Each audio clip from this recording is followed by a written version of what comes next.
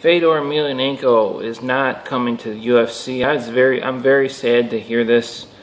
I don't even know if I'm more sad than if he just didn't come back and fight. That didn't make any sense. I don't know if I would be more sad if he just didn't come back and fight. I think I would rather see that. The reason I had hope that Fedor was going to come back is because of the stringent drug testing that's going on in the UFC. And I feel like he could compete. He's 38. I don't see why he couldn't come and fight for the next year, year and a half, 2 years. You know, why not? And if he's doing well, maybe continue on. But, it's going to be something. I don't know if he's signed. I don't know if this is set in stone. But this is the knowledge I have of what's going on right now.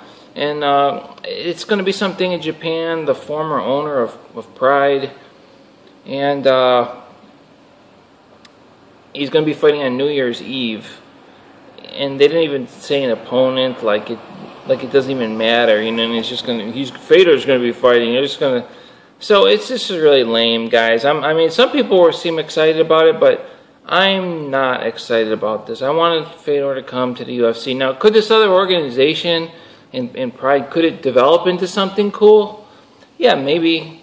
The former owner of Pride, that's pretty cool. Yeah, I mean, I don't like the UFC. I don't like just the UFC. It was better when we had multiple organizations, I thought, for us fans and just for the fighters too. Look at this Reebok deal, and then it's frustrating because, and don't even get me started on the whole Nick Diaz with, oh man, 5-year suspension. Then that's not the UFC, but it's like, man, it's just been disappointing. And this is disappointing. It really is.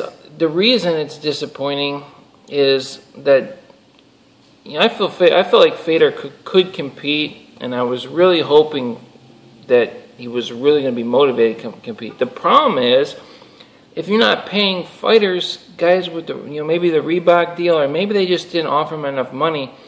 Whereas this guy in Japan, I guarantee you, man. I mean, I've been saying this all along. Like, you just go hold a fight somewhere. If you got names big enough, people are going to show up, even if it's a one-time thing. I mean, why aren't they having Chaelson and Wanderlei Silva? I wanted to see this fight forever. Why don't these guys just go fight somewhere? Fight in the backyard. It don't matter. I mean, do something. You know, not a backyard. I mean, they want to make some money, but I mean, Fedor could literally fight anywhere and make way more money than if he comes to the UFC, and that's probably why he never came to the UFC. You know, it kind of stinks, man. But like, and I don't know about you guys with Bellator and all this. Like, I'm not into Bellator. I mean, it's cool. I'm glad that it's there, but I don't get excited about any of this. Like Fedor Ortiz. Why would I want to watch Fedor Ortiz? These has-been fighters, and it seems silly. It's like for Fedor, the greatest fighter of all time, the greatest heavyweight of all time, to go fight in like this organization that's a bunch of has-beens. Now look, there's some good fighters there. I'm not saying that there isn't, and that everybody there is the has-been. I'm not saying that, but I mean, basically, I just think that's a level, one step below where Fedor's at. You know, just, you know, when he was fighting, you know, he was in Strike Force, and man, I think he had some bad luck. He just had some bad luck, and maybe wasn't training. I don't know. You know, because in those Strike Force fights that he lost, I don't know if you noticed, he was on his way to winning. You know, except for the Bigfoot fight. That fight didn't go too well, but he was one a haymaker from probably knocking him out. He threw some, and he just didn't land. But he was on his way. He knocked Verdum down, and he was on his way to just demolishing Verdum, and then, you know, get submitted. And the same thing with Dan Henderson. He just knocked Dan Henderson for a loop and was just on his way to destroying him. And it just didn't work out. Whereas, like, when he was in Pride, everything just always worked out. He was getting suplexed on his head. You know, people saying that Pride wasn't real. Are you kidding? Fedor was getting suplexed on his head and all kinds of things, man. I mean, it was real. but he really could have lost a number of fights in Pride. He just things went his way.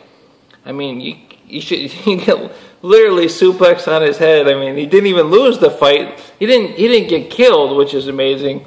And then he comes back and wins. And you know, there's other fights with Mark Hunt. Mark Hunt was about to look like break his arm off, and he just, you know, Fedor just every time just boom. He just couldn't do anything wrong.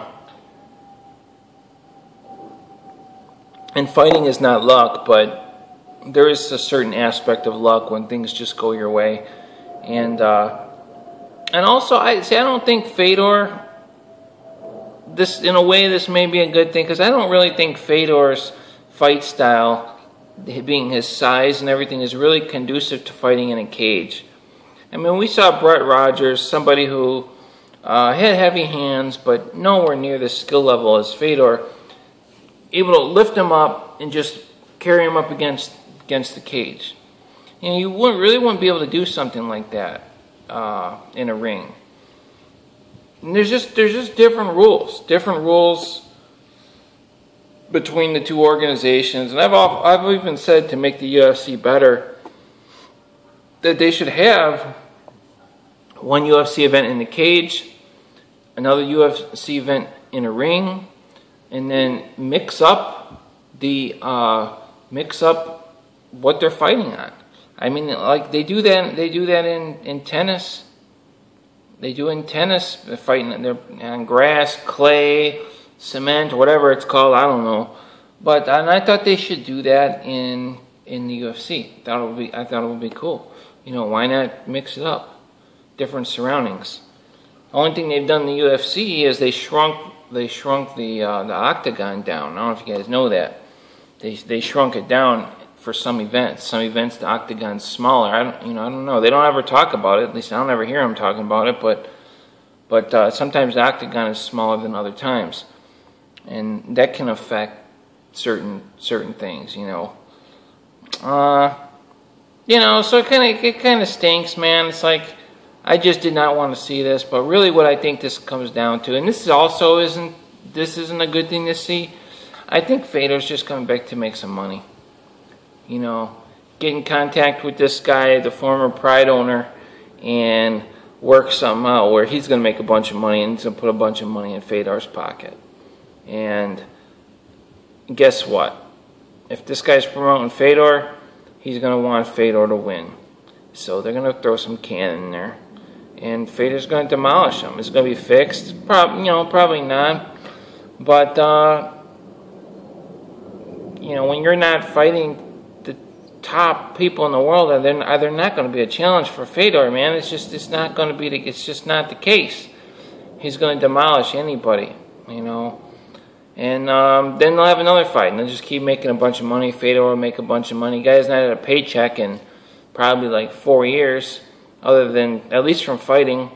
And regardless how much money you have, TV appearances, you got bills to pay. Your bills don't stop. Your taxes are higher. Everything's higher. When you have more money, you need to keep making money. So I really think he's coming back just to make money. And unfortunately, I was hoping, the UFC, I was thinking, they have more money now. But I guess they don't have enough money to pay. He's probably going to make more money going to Japan than he is coming to UFC.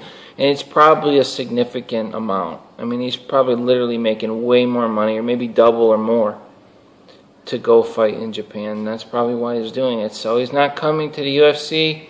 Kind of stinks. I was really disappointed about it. Yeah, that's that. I'll see you guys later.